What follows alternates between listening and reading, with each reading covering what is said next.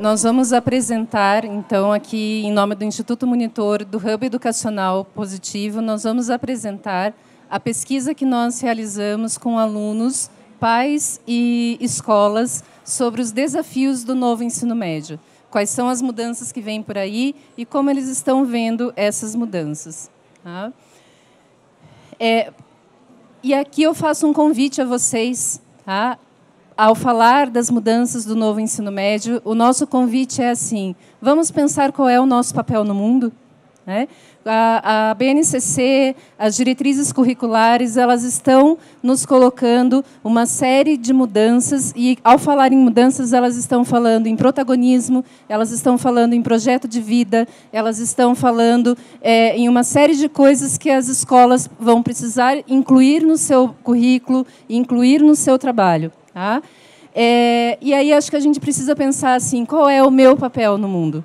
Tá? Qual é o protagonismo que eu, enquanto pessoa, tenho para transformar a realidade das pessoas que existem, que estão à minha volta? Tá? E aqui eu trago 3 histórias que eu vou contar muito rapidamente. A história do Ryan, que é do Canadá.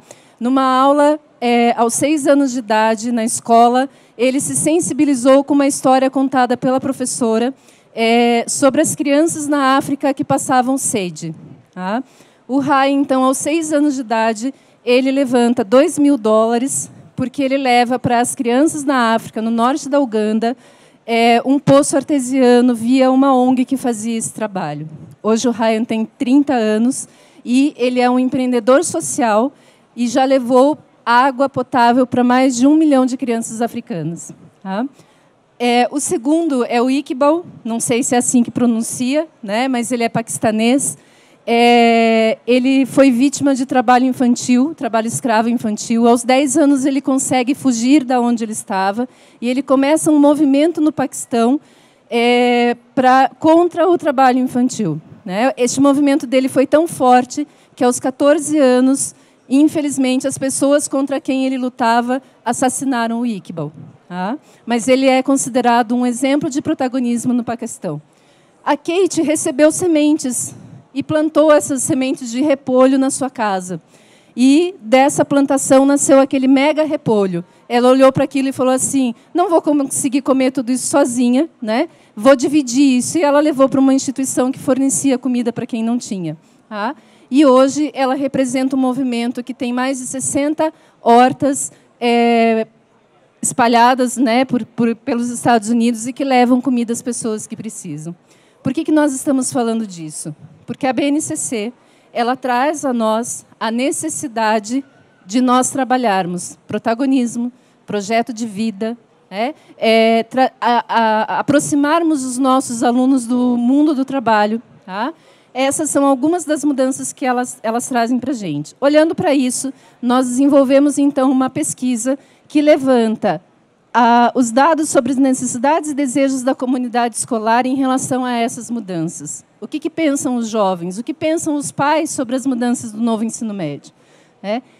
Essa pesquisa ela também tem por objetivo subsidiar as instituições de ensino no desenho da nova organização do ensino médio. Com quem nós fizemos a pesquisa? Com escolas, alunos e famílias. O que nós temos aqui, então? Perguntamos aos jovens, tá, sobre currículo flexível. Se a sua escola ofertar para você um currículo flexível, isso está previsto aonde? Isso está previsto na nova organização do ensino médio. Eu vou ter a formação geral básica, 1.800 horas, e eu tenho um currículo flexível que vai ser ofertado em formato de itinerários formativos de 1.200 horas. Tá? Aonde entra esse currículo flexível? Nos itinerários formativos. Mas antes de falarmos em itinerários, nós falamos com jovens, fizemos a seguinte pesquisa: se a sua escola ofertar um currículo flexível, tá, quais disciplinas você escolheria? Os jovens que responderam, eles apontaram para nós, daqui não dá para ver muito bem, mas biologia, matemática, história, inglês e língua portuguesa como as 5 disciplinas mais escolhidas por eles, seguido das demais. Tá? Fizemos a pergunta reversa: se você quais as disciplinas que você não escolheria? Porque, como ela era uma pergunta que eles poderiam colocar mais de uma opção, nós colocamos a pergunta reversa, né? E aí eles trazem para a gente, então, aqui eles não escolheriam, né? A mais respondida foi arte, física, filosofia, sociologia e química. Tá?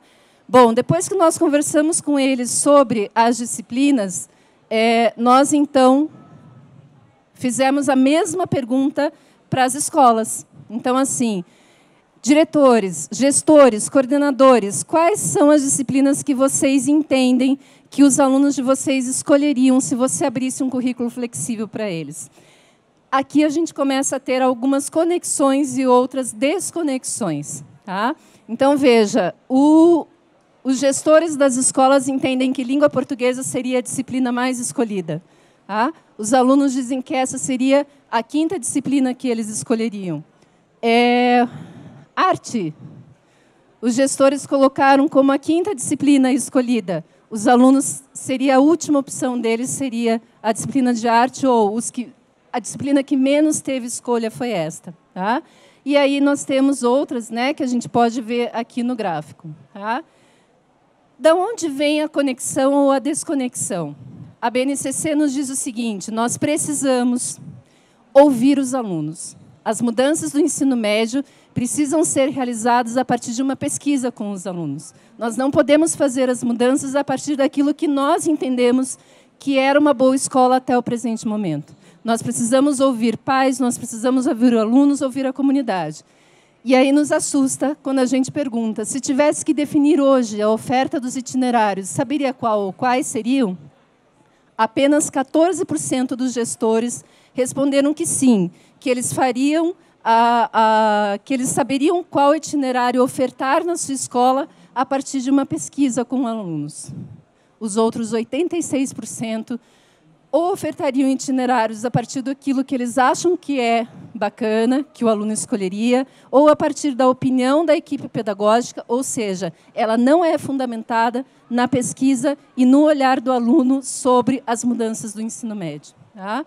As escolas, ainda perguntamos para elas se elas saberiam afirmar se os alunos gostariam de fazer as suas opções por área, por disciplinas ou por temas.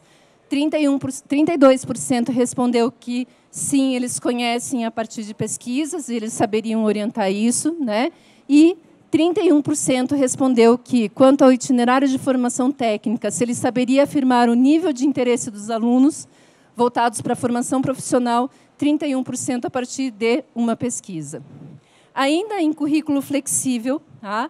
Nós fizemos, então, a pergunta para eles em relação a itinerários. Tá? Tiramos eles um pouquinho do padrão que eles estão acostumados hoje e perguntamos para eles assim, se a escola te oferecer um itinerário por área de formação e não mais por disciplina, qual seria o itinerário que você escolheria? Tá?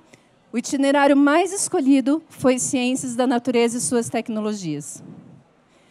Lembram qual era a disciplina que eles tinham escolhido? Biologia. Mas eles não era a preferência deles ou não estava num nível importante de preferência de escolha química e física. Tá? Então, quem é que está puxando esta área aqui é a biologia. Eu, enquanto gestor de escola, preciso conhecer isso, porque se eu vou ofertar um itinerário formativo pelas áreas do conhecimento, eu preciso saber qual é a importância de cada uma das disciplinas sobre o olhar dos meus alunos. A segunda área mais importante, preferida, né, de maior preferência, foi Ciências Humanas e Sociais, depois Matemática e suas tecnologias, e, por último, Linguagens e suas tecnologias. Tá? Aí a gente ampliou um pouquinho esse universo e falou para eles assim, e se ao invés de 4 itinerários, você tivesse que escolher entre 5, né? E o 5º é a formação técnica, que é a que menos é ofertada nas escolas hoje de educação básica. Tá?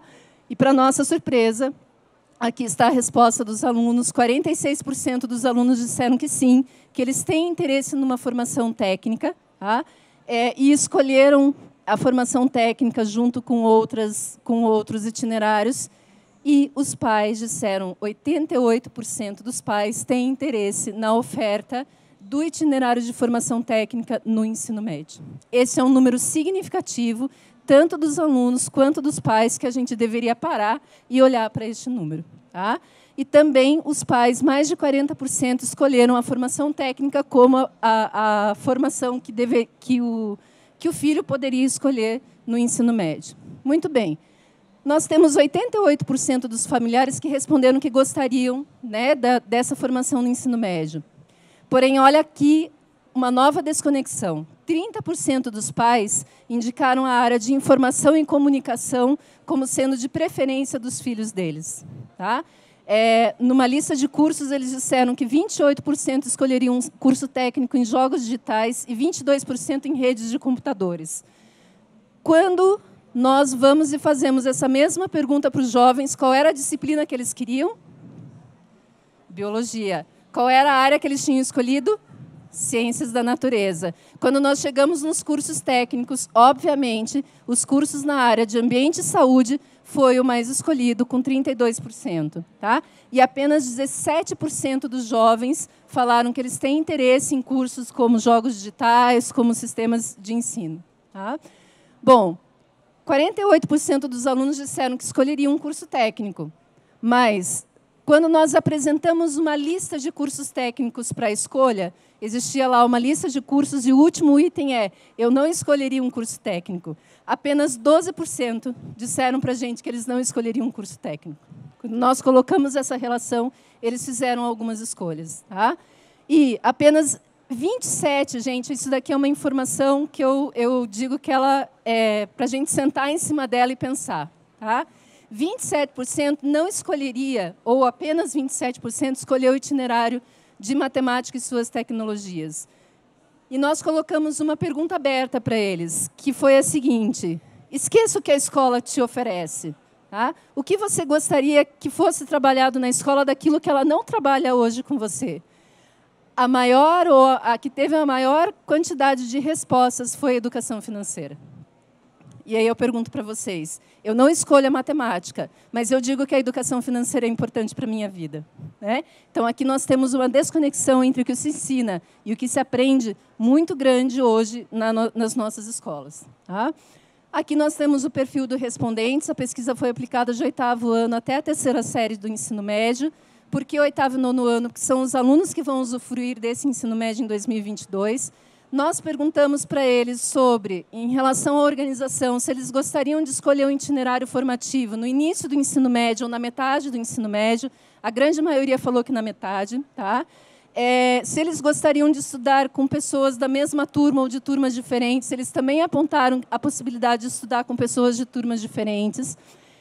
Apresentamos as áreas do Guia do Estudante com algumas profissões para que eles apontassem qual área eles escolheriam. De novo, saúde e bem-estar, ela continua sendo apontada como um curso, né, que eu escolheria no ensino superior. E aqui uma informação importante. Perguntamos a eles, dessas opções que vocês fizeram aqui, qual é o nível de certeza de vocês? Você não tem certeza, você tem certeza ou você não sabe? Né? Eu não tenho certeza é assim, eu escolhi, mas eu não tenho certeza dessa resposta, dessa escolha. Tá? Quase 60% dos jovens que escolheram uma opção de curso não têm certeza do que eles escolheram.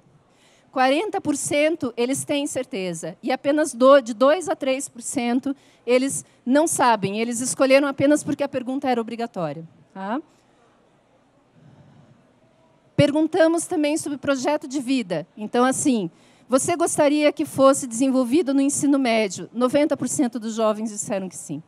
Que eles gostariam que a escola trabalhasse com projetos de vida, desenvolvimento de projetos de vida ao longo do ensino médio. Tá? Perguntamos se a escola oportuniza. 60% disseram que oportuniza, mas de forma coletiva. Tá? Então, não é o desenvolvimento do meu projeto de vida, é o desenvolvimento, eu falo sobre o projeto de vida. Tá? Perguntamos sobre a escola conhece sobre os projetos de vida. E nós tivemos aqui que a grande maioria falou que conhece superficialmente. Bom, eu comecei contando uma historinha para vocês e vou terminar contando outra. Tá? Quando eu fui procurar sobre protagonismo juvenil, eu encontrei aquelas 3 pessoas que eu apresentei no início para vocês. E tive muita dificuldade em encontrar a história de um protagonista infantil brasileiro. Tá? Eu acho que esse também é um dado muito importante que a gente tem que pensar sobre ele. Encontrei essa semana a história do João Paulo Guerra Barreira. O João Paulo, quando você pergunta para ele o que ele quer ser, ele diz engenheiro espacial, engenheiro civil, cientista, inventor e astronauta. Ou seja, ele pensa grande e longe, né? Ele tem hoje 9 anos, ele já escreveu 3 livros, já desenvolveu 2 jogos a partir desses livros.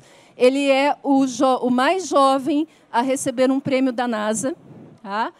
E ele recebeu essa semana um prêmio da Agência Europeia Espacial sobre um desenho de um concurso que ele participou para coleta de materiais no espaço. Então, esse é o nosso João Paulo Guerreiro. A escola que quiser contratar, inclusive, ele é palestrante também, tá? Ele está dando palestra por aí, ok? E aí, eu quero deixar esse convite para que cada um que está aqui me ouvindo pense sobre o seu projeto de vida, né? Como que você respondia aquela pergunta quando você era criança, assim, o que eu quero ser quando crescer? Né? Será que a gente se tornou aquilo que a gente respondia ou a gente foi mudando ao longo do tempo? Tá? Você se sente preparado para o futuro? Não é só o jovem que tem que responder isso, a gente também. Né? Em 10 anos, onde você quer estar? O que o futuro representa para você? E o mais importante, daqui a 10 anos, ele começa hoje. Nós estaremos aqui fazendo uma oficina com quem quiser participar sobre o projeto de vida, que ela faz parte de um itinerário formativo que nós estamos desenhando e que podem ser aplicados nas escolas, tá? Na bancada ali atrás. E eu trago o presidente do Instituto Monitor. O Instituto Monitor é uma escola de educação à distância que tem a sua história de 80 anos no Brasil e que começou a fazer educação à distância quando a gente nem pensava que isso era possível, né? Por correspondência. E ele, de tudo que ele nos conta sobre essa trajetória, eu fico com a frase dele que diz o seguinte: sonhar grande ou pequeno dá o mesmo trabalho. Muito obrigada e um bom dia a todos vocês.